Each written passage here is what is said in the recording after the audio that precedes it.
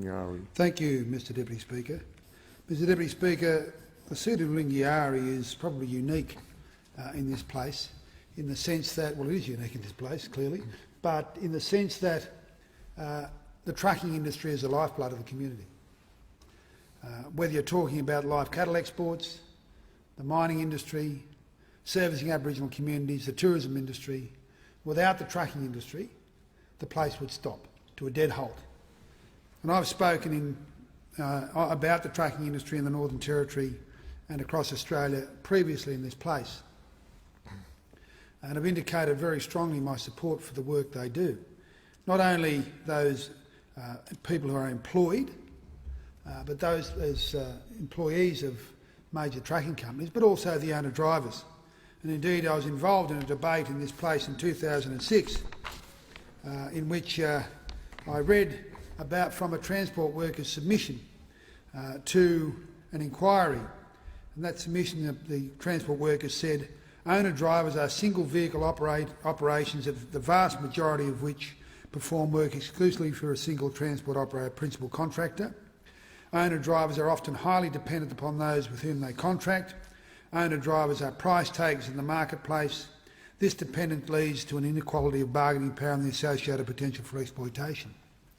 And that exploitation, of course, results in of owner-drivers in the transport industry results in industrial instability, higher than average rates of bankruptcy and road transport accidents. And we've heard debates today which have exemplified and actually highlighted the importance of understanding the relationship between those people who are pressured as owner-drivers and road accidents.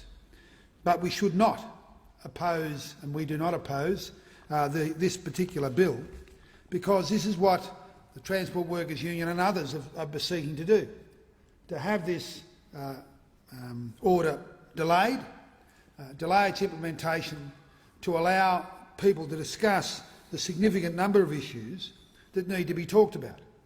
And this would have been what an informed leader would have done.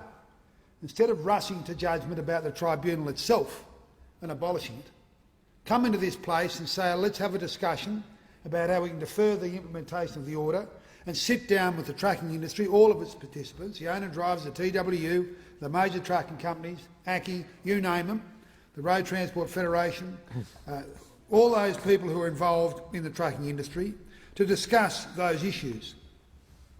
Things such as backloads, split loads, client accountability to ensure all employers are paid enough to pay their drivers, whether employee or owner-driver.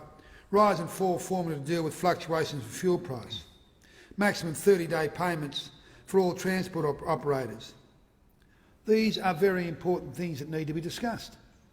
And it's very clear that the owner-drivers who are in the industry need to be guaranteed an opportunity to have their views properly expressed and heard in a way which actually delivers a result for them. I'm not sure that the abolition of the tribunal will actually by itself deliver a result for them. It is a very hasty political decision, and we of course have been brought back to this place because we were told there are very important pieces of legislation to be discussed in the other place, and we heard the Governor-General's speech this morning. It didn't address this particular issue. Yet now we've found ourselves here in this place discussing this legislation and the previous legislation and having the debate gagged. Now, what a travesty. Now, the trucking industry in the Northern Territory, the people of the Northern Territory want to know what I think about this. And I've been told by the government that my right to speak has been gagged. My right to speak has been gagged, that I can't participate